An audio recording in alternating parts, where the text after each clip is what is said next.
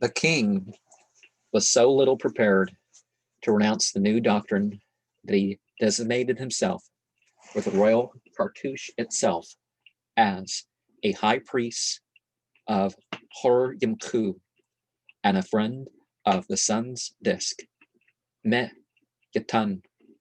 Such a heresy appeared at once a thing unheard of, and open hate soon took the place of aversion, which had existed from the first.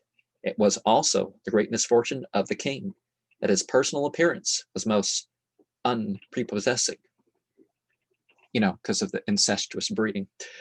Angry blood was thus roused on both sides, and to give public expression to his hatred against the priests of Yemen, the king issued the command to obliterate the names of Yemen and of his wife, Mut, from the monuments of his royal ancestors. The disaffection of the priests and the people had now reached its highest point, and open rebellion broke out against the heretic king, who now assumed the new name of Kun Yatun, that is, splendor of the sun's disk. Under the conviction that he could no longer remain in the city of Yemen, the king determined to found a new capital at a place in Middle Egypt, which at this day bears the name of Tel el Amarna. Artists, overseers, and workmen were called together and erected, according to the plans of the king, a splendid temple of hard stone in honor of the sun entity Yatun, composed of many buildings with open courts, in which fire altars were set up. The plan of the great building was new, with little of the Egyptian character, and arranged in a peculiar manner. The dwelling also of the king and of the queen Neferyette. I don't remember how that's spelled, so I'm not going to really do better with it at the moment. And the abodes for her children, seven young princesses, Me Yatun, Makyatun, Axnes Yatun, Nefru Yatun, Tashera, Nefru Ra, Setep Ra, and Bek Yatun, and for his sister-in-law, Etamut, were executed in great splendor near the Temple of the Sun, and suitable buildings were added to those already mentioned for the use of the court and its servants.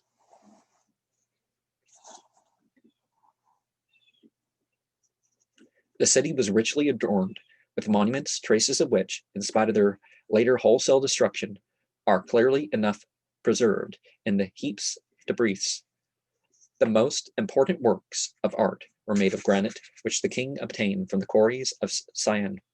The office of the architect there was held by an Egyptian named Bek, a son of Men, and of the lady Renan Men. A son of Hor Yamu had also served in his office under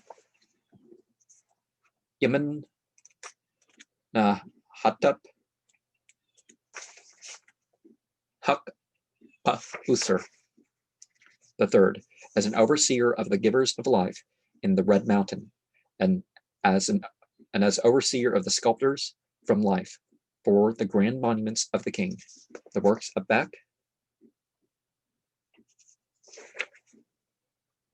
the third generation of artists for the new city of the sun, are most clearly approved by the following inscription on a rock near Aswan, in which Bek bears the title of an overseer of the works at the Red Mountain, an artist and teacher of the king himself, an overseer of the sculptors from life at the grand monuments of the king for the temple of the sun's disk in the city of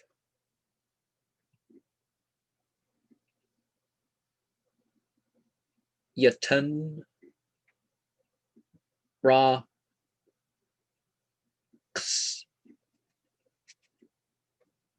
Un.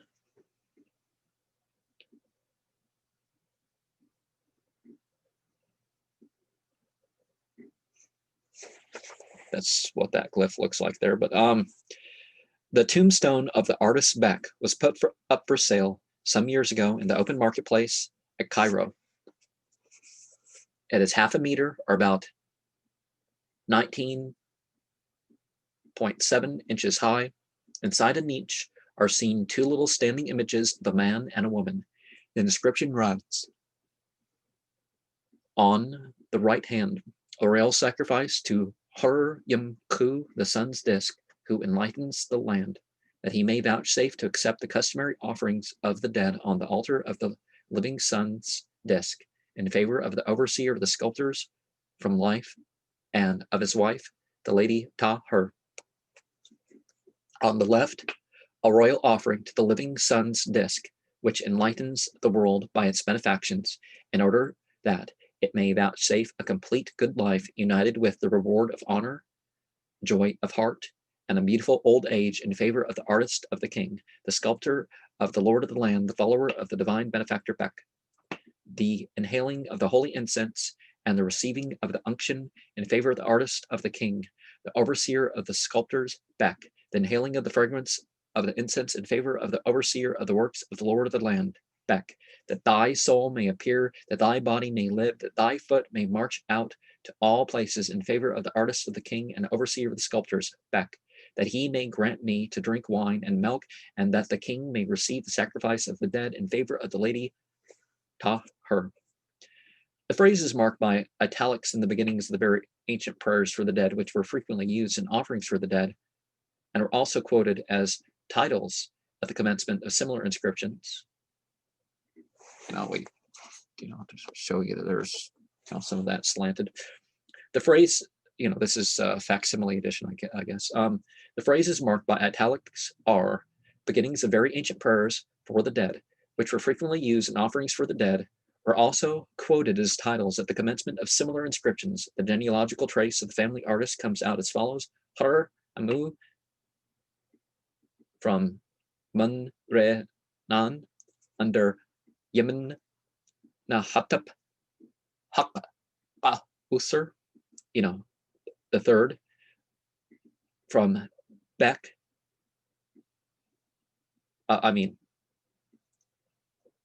Beck and Ta-Hur under Yemen Nahatap Haqqa Usur, otherwise known as Yetan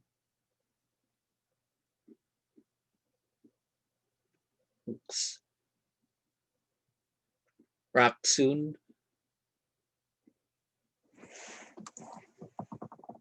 They're making it look like the other Ra symbol, this little cartouche thing here.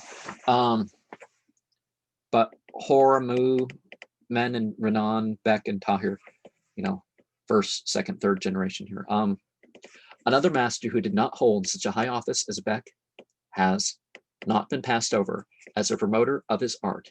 In the decorations of the tombs at Tel Amarna, he there exhibits himself in the very act of giving the last strokes of a chisel to a statue of the princess Beck and Yetan, which is just finished. This person is the overseer of the sculptors of the Queen Thay, by the name Putha. Under his supervision, two artists are carving, the one a head, the other an arm from life. And in fact, if we are to believe the representations we have mentioned in the tombs behind Tel Amarna, the Temple of the Sun was almost overladen with pictures of the king, his wife, and his daughters. Near the quarry of Aswan, which furnished the artists with rose and black granite, lay the cliffs of Silsilis, on each side of the river, from which the hard brown sandstone was obtained for the works of architecture and sculpture under the rule of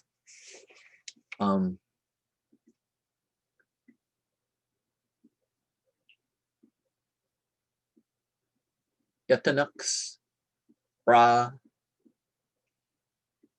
Khun. The building of the new city was now finished. In the midst, not far from the Nile, on the eastern side of the river, stood the great temple of the sun.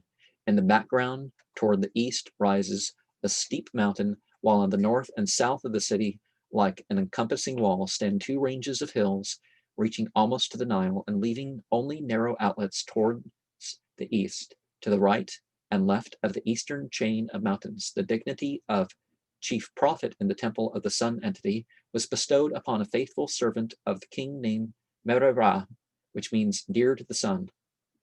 He bore the title of honor and chief seer of the disk of the sun and temple of the sun in the city of Itunux Ra Khun. Ra Khun. Okay.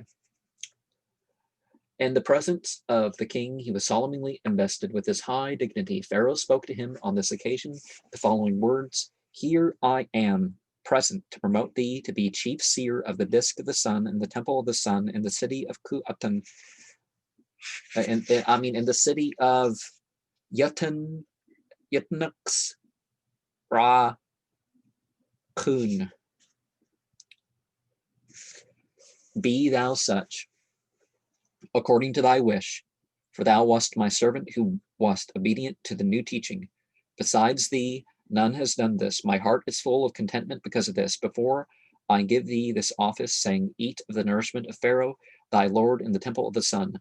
The king then called his treasurer before him and spoke to him thus: "Thou treasurer of the chamber of silver and gold, reward the chief seer of the disk of the sun in the city of Yutun Ra Kun. Place a golden necklace around his neck and join it behind. Place gold at his feet, for he was obedient to the teaching of Pharaoh. And everything that has been spoken in relation to these beautiful places, which Pharaoh caused to be erected in the chamber of the obelisk, in the temple of the sun, of the disk of the sun, in the city of Yutun Ra Kun. The altar of the disk of the sun is filled with all good things, with much kernels and spelt. As the chief official who was set over the king's house, there lived at the court of Pharaoh a certain Ahmas, who also had the superintendence of the storehouse of the temple. Next to Merera, he was one of the most zealous adherents of the new teaching. His prayer to the sun, which is preserved to us among the sepulchral inscriptions at Tel El Amarna, confirms this. "Beautiful is thy setting, thou sun's disk of life, thou Lord of lords and King of the worlds. When thou unitest thyself with the heaven at thy setting, mortals rejoice before thy countenance and give honor to him who has created them and pray before him who has formed them before the glance of thy son who loves thee, the king Yetanux Ra Kun. The whole land of Egypt and all peoples repeat thy names at thy rising to magnify thy rising in like manner as thy setting. Thou, O God, who art in truth the living one, standest before the two eyes. Thou art he who createst what never was, who formest everything that is in the universe. We also have come into being through the word of thy mouth." A lot of people in history have claimed to be God or a son of God or something. It's really too common to, form a proper history of everything. "Give me favor before the king every day. Let there not be wanting to me a good burial after attaining old age in the territory of Yuthanux Ra Kun. When I shall have finished my course of life peaceably, I am the servant of the divine benefactor, the king. I accompany him to all places where he loves to stay. I am a companion at his feet, for he raised me to greatness when I was yet a child, till the day of my honors in good fortune. The servant of the prince rejoices and is in a festive disposition every day." The queen was deeply penetrated with the new faith, which appeared to contemporaries in the light of an open heresy. In an old hymn, still extant, she addresses the rising sun thus: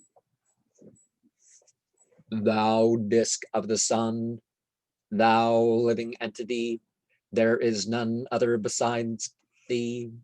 Thou givest health to the eye through thy beams, creator of all beings. Thou goest up on the eastern horizon of heaven to dispense life to all which thou hast created, to man, four-footed beasts, birds, and all manner of creeping things on the earth where they live.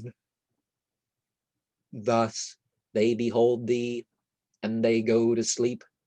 When thou settest, grant to thy son who loves thee life and truth, to the Lord of the land, Yetanux Ra Kun, that he may live united with thee in eternity. As for her, his wife, the queen, Nefertete, may she live forevermore and eternally by his side, well pleasing to thee. She admires what thou hast created day by day. He rejoices at the sight of thy benefits. Grant him a long existence as king of the land. The mother also of the king, a widow of Yemen Nahatep Hakba Usur. The third and the fourth initially had the same name here. So this is the third one. Honored the city and the temple of the sun by a visit. She arrived at Yetanux Ra Kun with a great retinue. The king, in company with his wife, himself conducted her into the new temple. The inscription explains the picture that remains to us of this scene in the following terms: introduction of the Queen Mother there to behold her son's shadow. According to the still extant wall pictures in the sepulchral chambers of the hills behind the town, Yetan Ra Kun enjoyed a very happy family life, surrounded by his daughters and wife, who often from a high balcony threw down all kinds of presents to the crowd, which stood below, the mother holding on her lap the little Anxanyatan. He reached a state of the highest enjoyment and found the love of his family and the devout adoration of his entity indemnification for the loss of the attachment of the Holy Fathers and of a great part of the people. His mother The also shared this domestic happiness. Her suite used to accompany her, and especially her steward and treasurer, the controller of the women's apartment, Hea King Yethanux Rakun, gave a remarkable expression to his love for his relation in three identical rock sculptures with inscriptions which remain on the steep cliff near the city of Yetanux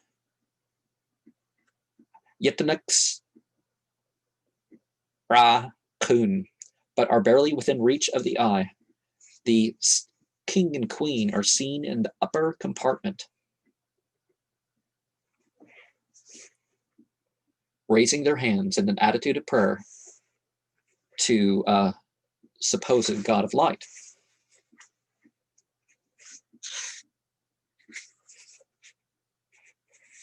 Whose disk hovers over their heads, each ray terminating in a hand dispensing life.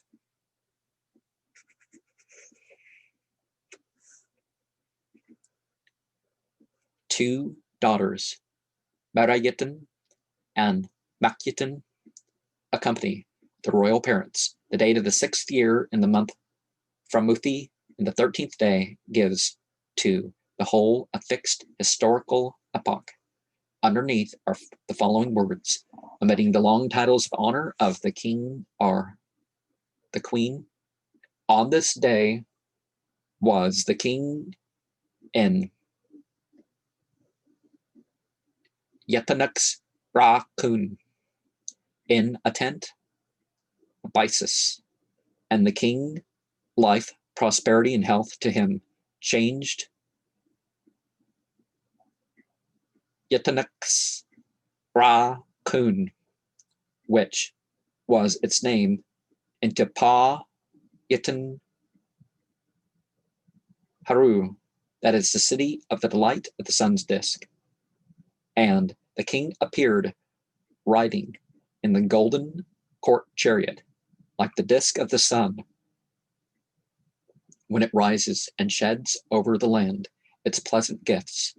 And he took the road that ends in Yetanux Ra Kun from the first time when the king had discovered it to found it as a memorial to the disk of the sun, according to the sun entity king who dispenses life eternally and forever, had signified to him to found a memorial within it. Well, I would think the priests know better than to think that whoever their ruler is must be a god. But a proper and complete sacrifice was offered on that day in the temple of the sun at Yetanux Ra Kun to the sun's disk of the living entity who received the thanks of the love of the royal counterpart, the pharaoh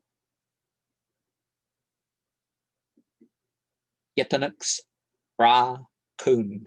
Thereupon the king went up the river and went up in his chariot before his father, the sun entity king, towards the mountain to the southeast of the city of Yetanux Ra Kun. The beams of the sun's disk shone over him in a pure life so as to make his body young every day. Thereupon King Yetanux Ra Kun swore an oath by his father thus: "Sweet love fills my heart for the queen, for her young children. Grant a great age to the queen.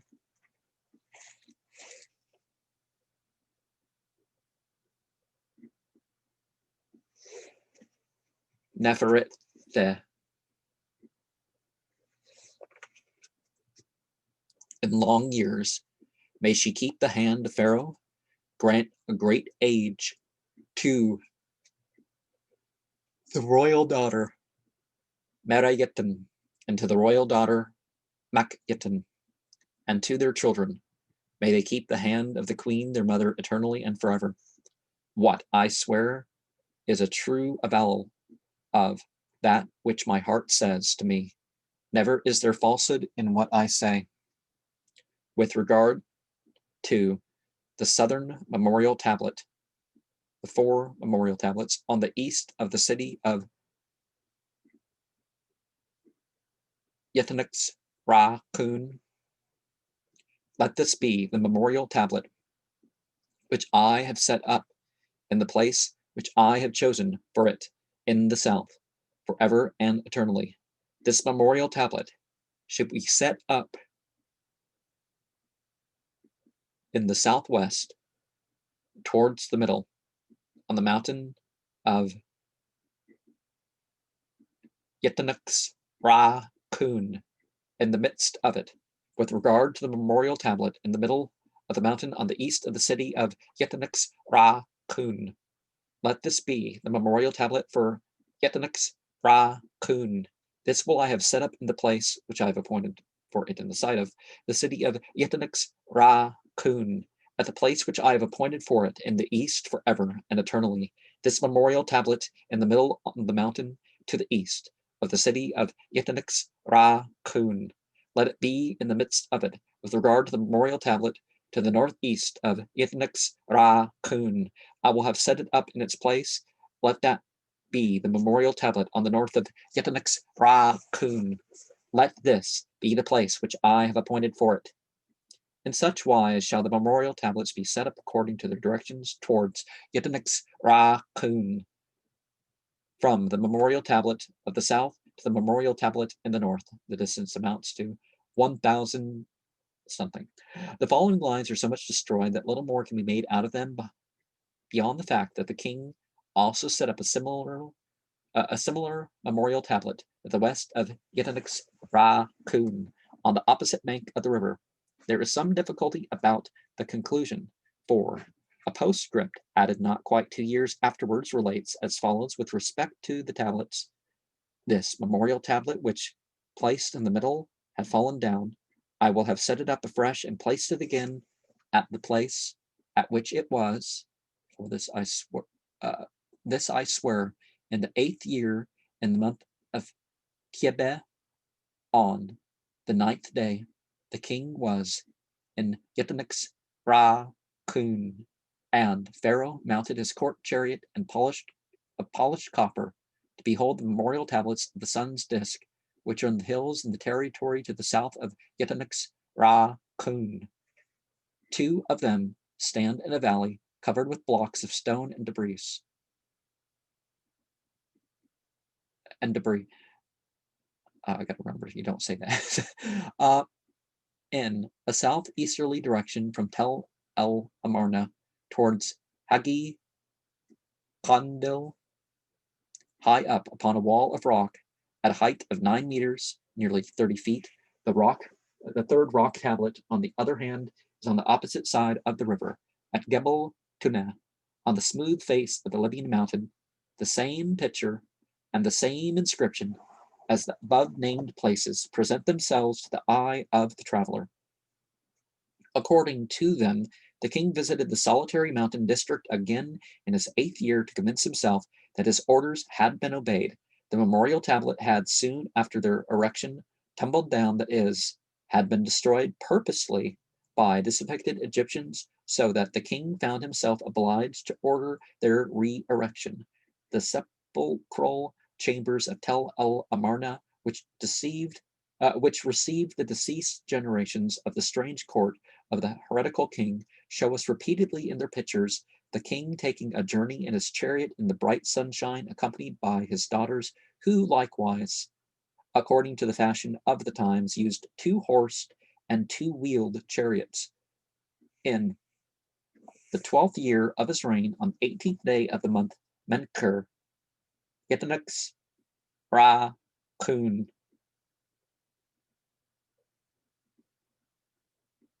celebrated his victories over the Syrians and Cushites. He could hardly have taken a personal part in these campaigns, but his appearance at the festival of victory was none the less brilliant. In full pharaonic attire, adorned with the insignia of his rank, he appears on his lion throne, carried on the shoulders of his warriors. At his side run servants who, with their long fans, wave the cool air upon their heated lord. We know nothing more precise, either as to the direction or the duration of the campaigns in the north and south, thus announced in general terms. Only the pictures and inscriptions of the king on the propyla of the temple of Yemen at Sleb lead us to suppose that the warriors of Yetanik's Ra-Kun must have gone thus far on their campaign against the south. There is also a remarkable monument in the Egyptian collection at Leiden, on which Hor-Yamheb, who was afterwards king, in his character as the first official of his then reigning lord, causes the prisoners of all nations to be brought before his lord by the servants of the king.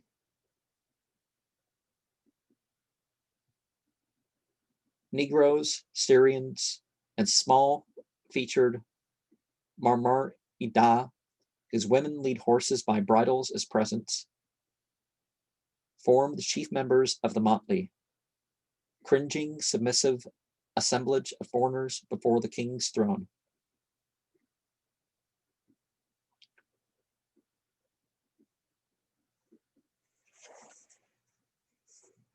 Racist statements left out, right?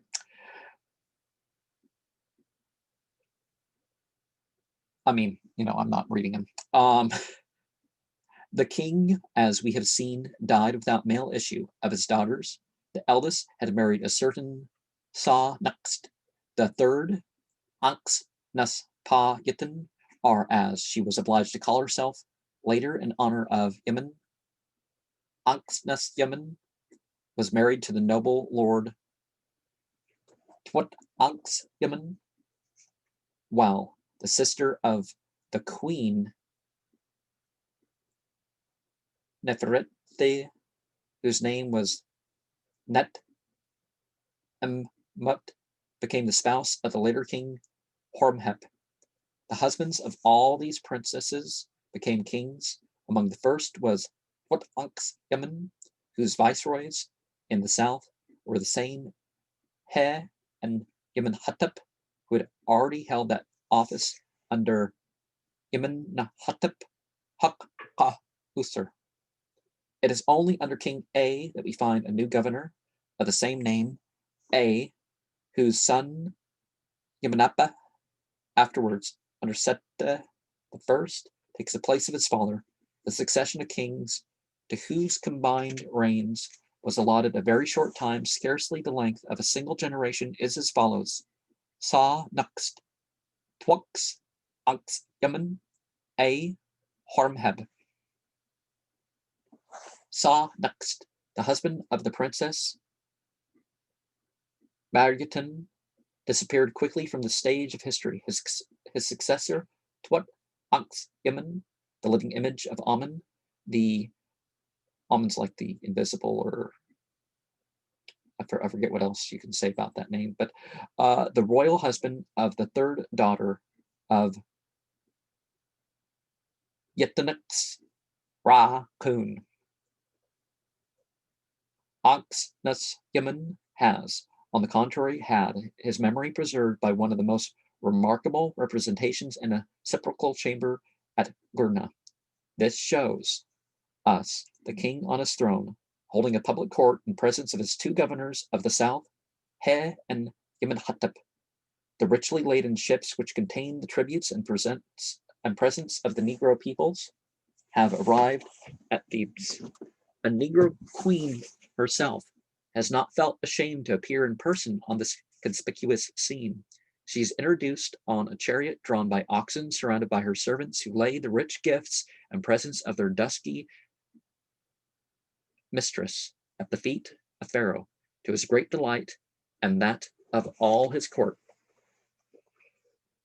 As if to enhance their joy, the princes of the land of Ruthin appear at the same time from the distant north in rich, variegated dresses, with their black hair elegantly curled, to offer the king the costly and beautiful works of their country.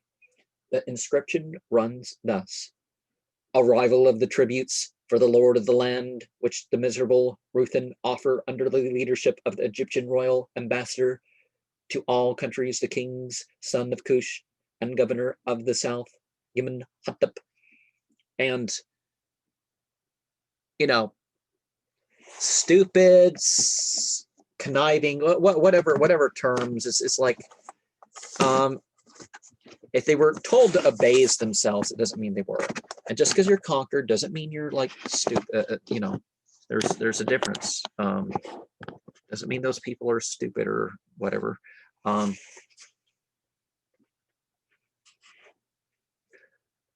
Above the princes of Ruthin are the significant words: these kings of the land of Upper Ruthin know nothing of Egypt since the time of the Divine One. They beg for peace from the king, speaking thus: grant us freedom out of thy land. Indescribable are thy victories, and no enemy appears in thy time. All lands rest in peace. Above the costly gifts of the princes, among them horses brought by red-bearded servants of a light color and an almost dwarf-like build, is the following explanatory inscription: this is the best selection of all sorts of vessels in their land, in silver, gold, blue stone, green stone, and all kinds of jewels. Of the tributes and presents of the Negroes, on the other hand, it is said, this is the arrival of the splendid Ethiopian tribes, the best selection of the productions of the lands of the south, and their landing in Thebes under the conduct of the king's son of Cush, He. The northern presents, valuable in themselves from their materials, gain a still higher interest from the artistic character of their treatment under the guidance of the Phoenicians, who, besides their commerce, had so remarkable a genius for handicrafts and for art. There had sprung up along the eastern coast of the inner sea a cultured school which not only had the skill to make what was necessary, but also to create beauty. And the course of trade, the artistic productions of Phoenicia found an entrance and a sale in all parts of the then known world, especially among the enlightened people of Egypt. The exhibition of Phoenician works before the eyes of the astonished Pharaoh remains therefore for all times a precious contribution to the history of the oldest Phoenician school of art. Judgment may be passed on the condition of culture and of handicraft in the land of the Negroes in the 15th century BCE. And by that, of course, they mean the blacker skinned people by perception of the brown skinned people. From the colored representations in the sepulchral chambers, a certain artistic spirit manifests itself in the construction and execution of the exterior forms of the objects, passing over the golden vessels set with precious stones, the manifold utensils of domestic life, the chariots, ships, weapons, and all the articles which the queen brings to Thebes exhibit an unmistakable development of artistic power which must without doubt be ascribed on the one hand to Egyptian influence, and on the other to the natural talent of these so-called savage tribes, and to their imitative instinct. Twat Ankh's Yemen, whose very name serves as a proof that he had thrown aside the new teaching of his royal father-in-law about the one living sun's disk, reigned in Thebes with the consent of the priests of Yemen. By a brilliant external pomp, he seems to have obtained the power and commanded the respect of which were denied him on account of his birth and marriage. Yet, in spite of this, he remained an illegitimate ruler, to whom, in the eyes of the priests of Yemen, the full pharaonic blood was wanting. Neither did his reign last long. The throne became vacant. The female line of King Yetanix Ra Kun, the heretic, had left no descendants, and so by stratagem or force the empire was seized by Yetanix Ra Kun, former master of the horse. The Holy Father A. The king's foster mother, The, was married to one of the lords of the court, a holy father of the highest grade, by name A. This connection with the king's own nurse led, as a natural consequence, to A's mounting continually up the ladder of dignities, until he at last held the highest offices. He was named fan bearer on the right hand of the king, and superintendent of the whole stud of Pharaoh. He seems to have occupied himself with the science of law, and was promoted to be the royal scribe of justice. The king bestowed many presents on the ennobled pair, the high nurse, the nourishing mother of who's considered to be the divine one. The dresser of the king must, of course, have stood in peculiar favor. The riches of her house increased visibly. A, however, appears to have been an excellent king for the country, and at the same time to have returned to the ancient ways prescribed for the kings by the priests of Yemen, for he calls himself a prince of Thebes, and shows no remembrance of the new teaching of his deceased king. He sacrifices to Yemen and his associated entities according to the old traditional custom, and he honors the entity, that is, the priests of the entity, in a marked manner. The Holy Fathers appears clearly to have been supported by their former colleague on the throne, for they allowed him to prepare for himself a tomb in the Beban el Maluk near Thebes, where it and his sarcophagus are still to be seen. A, conqueror of the Asiatics and distinguished for power, must in fact have carried on wars in the north and have won great successes for Egypt. His acknowledged supremacy in the south is vouched for by the presence of his king's son of Kush and Governor Paur, whose memory has been faithfully preserved besides that of the king in the Nubian rock grottos of Shentaua. He is the father of that governor in the south, Yamanyampa, who is under King Sete I, exercised the same office in Nubia. This family connection, which is of great importance as bearing on the succession of generations, gives ground for the supposition that the following kings, Horemheb, Ra Masu I, and the son Seti I, were contemporaries, and consequently each possessed the throne for a comparatively short period. This supposition is strengthened by the probability that the sister-in-law of King Yetanux Ra Kun Netmut was no other than the princess who was afterwards the wife of King Horemheb. Ser Kspru Ra Mer Yemen Horemheb, the King Horus of Manetho.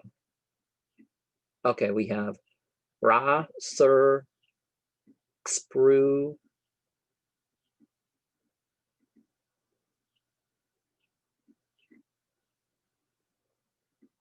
and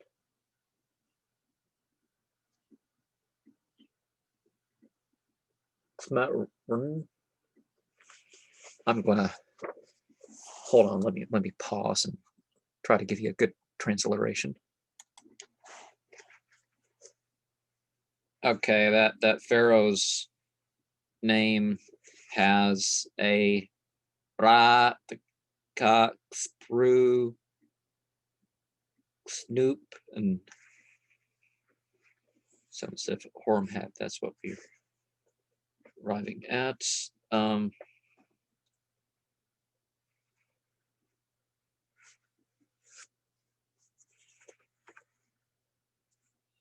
Who was the king?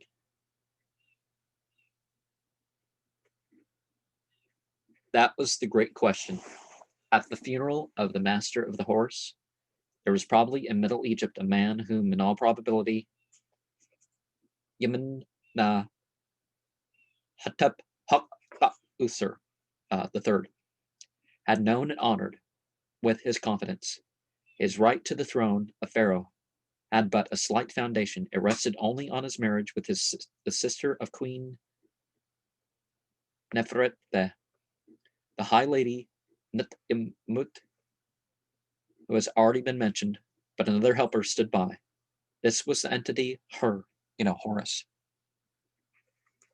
under whose protection the future heir to the throne lived in quiet retirement at the house of Ha-Sutton, the house of the king. This place stood on the right side of the river and formed the capital of the 18th nome of Upper Egypt. The monuments gave it a second name, Ha-Benu, the Phoenix city. It is the Hepanon of the Greek travelers in Egypt, the Alabastron Polis, alabaster city of the geographer Ptolemy.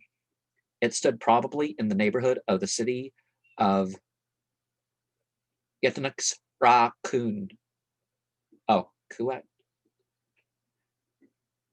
Behind which lie rich alabaster quarries, if it be not Yetanux Ra Kun itself.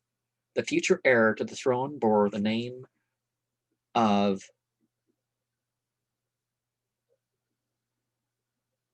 Raxtapru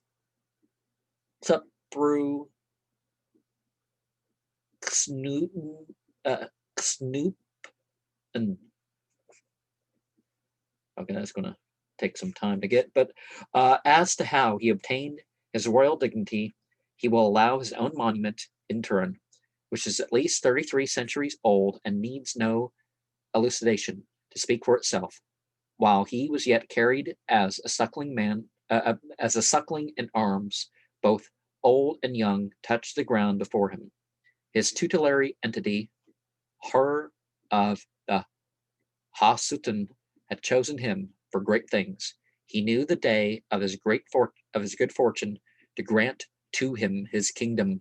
For this entity made his son great in the sight of mortals, and he willed to prolong his career till the arrival of the day on which he should receive his office as king. And we know from the Bible that the whole father, son, mother, that sort of language is very often not considered literal at all. His tutelar entity.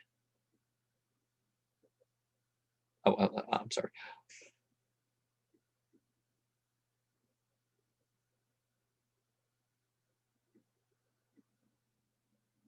Roxbrew Snoop was presented to the then living Pharaoh, and he enraptured the heart of the king, who was contented because of his qualities and rejoiced on account of his choice. And he named him as Roher, guardian of the country, until he should attain to the title of a son as crown prince of this land, as it is and remains he alone without a rival. Roxbrew Snoop fulfilled the duties of his calling as counselor to the king to his entire satisfaction. For he contented the inhabitants of Egypt by the judgments of his mouth, and he was called to the royal court, so that he was far from anxiety. He opened his mouth and gave answer to the king, and consoled him by the utterances of his mouth, so that he was the sole benefactor, like none other besides him. In such a way did he show himself, who took pleasure in justice alone, which he carried in his heart, standing the same grade with the entities Trahote and Ptah. In all his deeds and ways, he followed their path, and they were his shield and his protection on earth to all eternity. After this, he was also named Adon of the land. When he had now been raised to be Adon during the space of many years, in consequence of his fortunate administration, every kind of distinction was showered upon him. The distinguished men at the court bowed themselves before him outside the door of the palace. And when the kings of the 9 foreign nations of the south and of the north came before him, they stretched out their hands at his approach, and praised his soul as if he had been God. Then all was done that was appointed to be done under the orders which he gave. Thus his authority was greater than that of the king in the sight of mortals, and all wished him to prosperity and health. He punished the guilty and bestowed prosperity on men.